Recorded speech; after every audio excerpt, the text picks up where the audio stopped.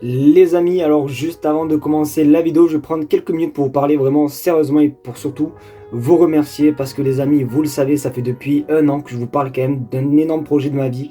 C'est simplement d'aller visiter le pays de mes rêves, le Canada. J'en ai d'ailleurs fait des posts, que ce soit sur Instagram, même TikTok. J'avais même essayé d'ouvrir une cagnotte en ligne pour voilà, essayer d'avoir assez de fonds pour aller visiter, etc. Puisque c'était un voyage de rêve. D'ailleurs, je n'ai jamais voyagé de ma vie. Donc voilà, c'était vraiment un voyage mais pour lequel je voulais vraiment, et du coup aujourd'hui je tiens vraiment à vous remercier car c'est officiel les amis, je pars découvrir le Canada le 30 mai les amis, oui je pars faire mon premier voyage les petits potes au Canada à partir du 30 mai 2025, voilà je pars de l'aéroport de Marseille, vraiment j'avais envie un petit peu de vous remercier parce que c'est vrai que, on va pas se mentir, que les revenus YouTube m'ont permis aussi un petit peu de mettre des sous de côté pour financer ce projet, donc voilà je tenais vraiment à vous le dire, regardez, hop les voilà, j'avais carrément pris ma valise les gars pour vous en parler, donc vraiment merci à vous les amis, parce que c'était vraiment un rêve, je sais même pas comment vous remercier à part vous dire mille fois merci, et je sais que c'est pas assez pour vous décrire ce que j'ai là les gars, j'ai du bonheur dans mon cœur, donc vraiment encore un grand merci, et vous inquiétez pas, vraiment c'est un projet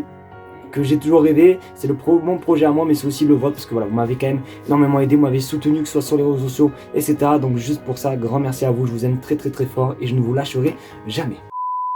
Bien, salut à tous les frères, alors je vous demande pas les amis si vous allez bien, je pense que vous allez pas bien, alors moi je vous mens pas, c'est quand même assez étrange, parce que je suis tellement trop heureux, je suis l'homme le plus heureux du monde forcément, avec le voyage voilà, du Canada qui arrive à grands pas, et un petit peu mitigé par rapport encore au match du Barça de cet après-midi, donc voilà, alors vous inquiétez pas, on va prendre quand même du temps pour en parler, parce que cette vidéo les amis ne sera pas dédiée sur l'actualité un petit peu mercato comme je peux le faire tous les jours, mais par rapport, on va parler un petit peu beaucoup du match de cet après-midi, donc ne vous inquiétez pas, restez bien assis, restez bien jusqu'à la fin de la vidéo parce qu'il y a des réactions, il y a des trucs, vous allez voir c'est un petit peu chaud, donc n'hésitez pas non plus à vous abonner à ceux voilà, qui ne sont pas abonnés, car tous les jours je te partage l'actualité du FC Barcelone, que ce soit mercato, on fait aussi des matchs en live, bon bref, on fait vraiment tout, donc n'hésite pas à t'abonner, ça fait toujours plaisir. Sur ce, je vais arrêter de parler, on passe un trou et on commence par l'info numéro 1, c'est parti.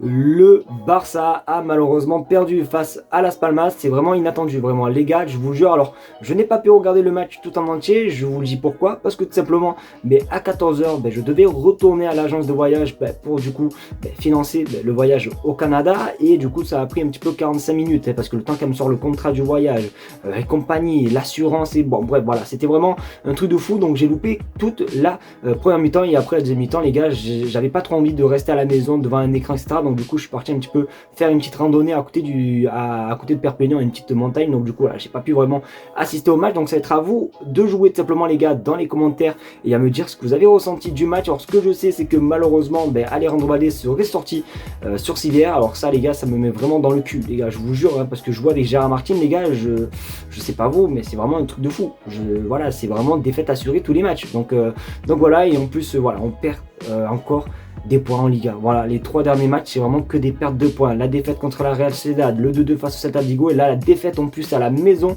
le lendemain de l'anniversaire des 125 ans du club. Ça fait un petit peu mal, les gars. Je vous montre pas, ça fait un petit peu mal. Donc voilà, n'hésitez vraiment pas à me dire ce que vous pensez, les gars, de cette rencontre, les gars, dans les commentaires. Mais franchement, je suis juste dépité. Le Real Madrid, je crois, va bientôt nous rattraper. Et oui, encore des points perdus, je viens juste de vous le dire, par rapport au match simplement à la Real Sociedad, Celta Vigo, là maintenant celui-ci, c'est 3 matchs quand même consécutifs sans victoire, c'est quand même un truc de fou en Liga, et le Barça a quand même perdu pas mal de points en ce début de saison. Alors c'est vrai quand même que, bon, par rapport à Xavi, c'est vrai que le Barça a joué quand même pas mal ces derniers temps, à part là maintenant avec ce qui se passe en Liga, ça mettait des 7-0 etc, mais ça perd quand même pas mal de points parce que regarde ton écran, le FC Barcelone a perdu 11 points cette saison en Liga, 4-2 face à Osasuna, 1-0 face à Osasuna, 2-2 Celta Vigo, et là aujourd'hui 2-1 face à Las Palmas. C'est les 4 seuls matchs que Lamine Yamal n'a pas démarré, donc oui on a beau dire que Lamine Yamal est jeune, que Lamine Yamal est ci et patati et patata, mais voilà il faut dire la vérité, quand Lamine Yamal n'est pas là, alors j'ai pas vu, voilà je le répète encore, j'ai pas vu le match d'aujourd'hui, mais je pense que ça a peut-être pas dû bien se passer, alors que pourtant en début de saison quand il y avait des Lamine Yamal titulaires etc, je peux vous dire que c'était juste incroyable. Donc peut-être que le fait qu'il n'y ait pas Lamine Yamal ça fait avoir les stats, ça fait quand même quelque chose. Donc voilà, ouais, 11 points perdus en Liga, ça fait quand même beaucoup. Et vous allez voir, pour l'info d'après, les gars, c'est quand même pas trop rassurant. Après, bon, vous allez voir, je vais vous donner mon avis. Donc n'hésitez pas à me dire vous, ce que vous pensez, les gars, de ces stats concernant les points.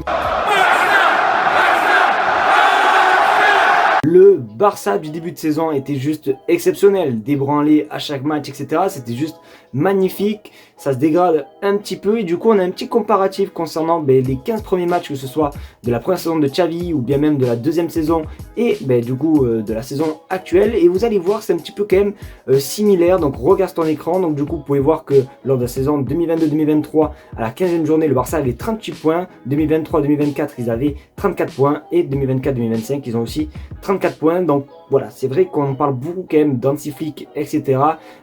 Et tout, mais voilà, on peut voir quand même que c'est pas non plus si loin simplement que Xavi, notamment par rapport à la saison dernière, c'est exactement le même nombre de points. Après, je vais quand même prendre la défense d'Hansi.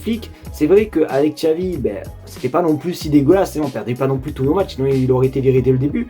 Mais Xavi, en fait, quand on gagnait des matchs, c'était souvent que des 1-0, des 2-1, tu vois, c'était vraiment des matchs, les gars, où on s'emmerdait jusqu'à la fin. Tandis que, comme je l'ai dit il y a quelques minutes, Hansi, c'est vrai que le début de saison, les gars, il y avait un 7-0 notamment face au Rayo Vallecano, Real Valladolid, pardon. Il y avait, franchement, il y a eu pas mal de grosses victoires durant cette saison. On a eu la victoire face au Bayern Munich, alors que ça faisait depuis 2015 qu'on n'avait pas gagné contre eux. Bon, bref, il y a quand même eu des bons petits trucs, 4-0 notamment contre le Real Madrid. Bon, bref, franchement, c'était juste exceptionnel. Donc voilà, je pense qu'il ne faut pas comparer et laisser le travail d'Hansi Flick. Le Barça est dans une mauvaise passe, mais ça va super bien se passer par la suite. Je n'ai aucun souci à se faire. Et comme je l'ai dit, on ne peut pas faire une saison un petit peu à la Bayer Leverkusen. Il y a toujours un moment dans une saison où on est dans le mou. Et là, malheureusement, on l'est. Donc voilà, patience et vous inquiétez pas, le Barça sourira.